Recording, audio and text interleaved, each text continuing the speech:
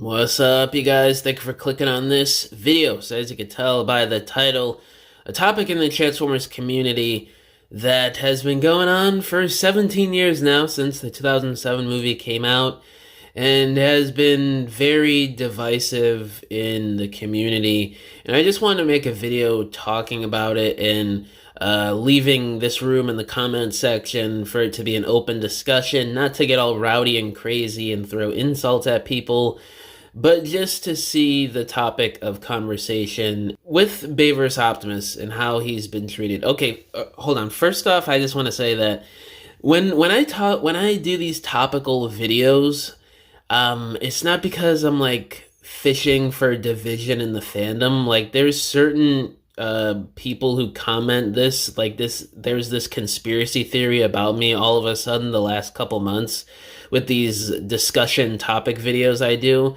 Like, just because they're popular, most of them, it's not because I'm trying to spread division. Like, 4,000 views is not a majority of the Transformers fandom. Like, there's probably a couple million Transformers fans, or probably even more, around the world.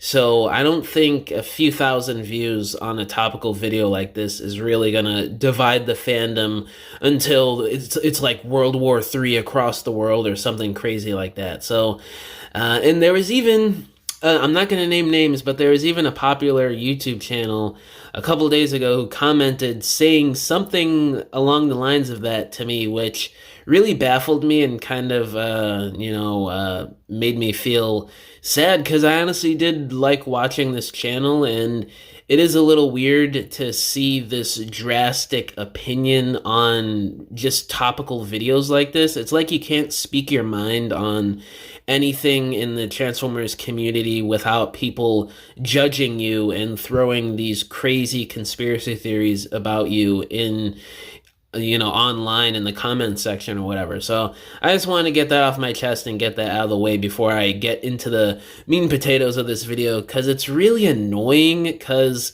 like, what do you want me to talk about? Do you just want me to talk about boring toy news like every other channel? Like, I'm not trying to be like every other channel. I'm not trying to just do toy reviews, because that's not even really popular anymore in terms of, making a good YouTube channel, making money off of your YouTube channel, and just overall, that's just not what it is anymore. So why not talk about stuff that's going on in the community, like this right here? So anyway, Bayverse Optimus. This is something that I've gotten to arguments with people over the years. Like, I was a Bayverse kid. I've been on TFW since around 2010, when the filming of Dark of the Moon started. And it's something that I've seen every time, every movie cycle. Optimus is not treated as a good character. He's not done justice. He's not like how he is in the G1 cartoon. And I just want to throw out a couple points to these types of arguments on how the live action Optimus isn't the Optimus he should be. So I guess let's just start with, the G1 cartoon is an 80s kids cartoon, a 40-year-old kids show. Are you really basing the characterization of Optimus Prime off of a kid's cartoon? I mean, come on. Like, let's be real here. Is he really going to be a goody two-shoes military leader when he's facing the evilest robots in the galaxy who want to kill humans, destroy planets, take up all this energy and resources, and rule the galaxy as this crazy dictator with Megatron and stuff like that? Do you really think Optimus is going to be like, I'm gonna give you mercy because I am a goody two-shoes leader? Like, it just doesn't make sense. In real life, a military leader is not going to spare somebody like Megatron. He's gonna be executed. That's the type of stuff that happens in war. Like, this is not a kid's cartoon.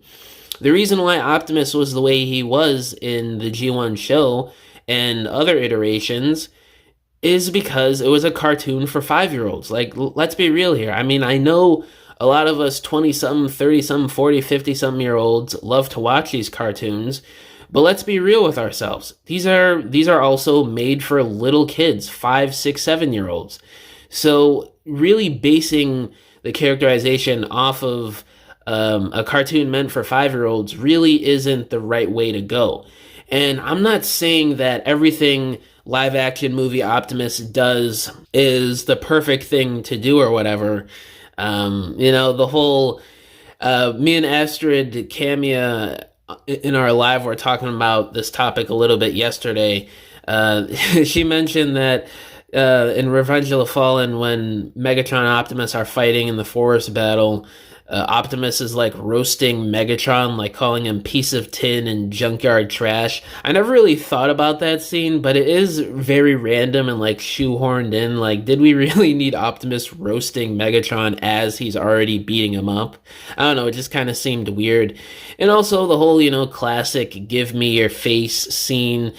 I don't know if he really needed to say that or do all that. He could have just like killed him regularly, like shot him or something. I don't know, but it's kind of weird how some of those scenes did work. I'm not saying all these scenes were perfectly handled, no, but I'm saying to the fact of some of these fans out here, and I'm just gonna say it. It's mostly these G1 fanatics. I'm just being real here, but who do you think was the main demographic when these Bayverse movies were first coming out online, complaining about how Optimus was? It's not people like me who were little kids back then, or people who were teenagers back then. It was people who grew up in the 80s and stuff, people who were in their 30s back then online. So it's just the fact of the matter. And if you're offended, then I guess it applies to you because it's just facts, And I'm not saying either that Optimus has to be this crazy militaristic leader that just, is not Optimus at all and is basically a Wrecker or Ultra Magnus, if you will. But I'm saying let Optimus grow as a character. He doesn't always have to be this perfect goody two-shoe character that does nothing wrong and is the perfect leader.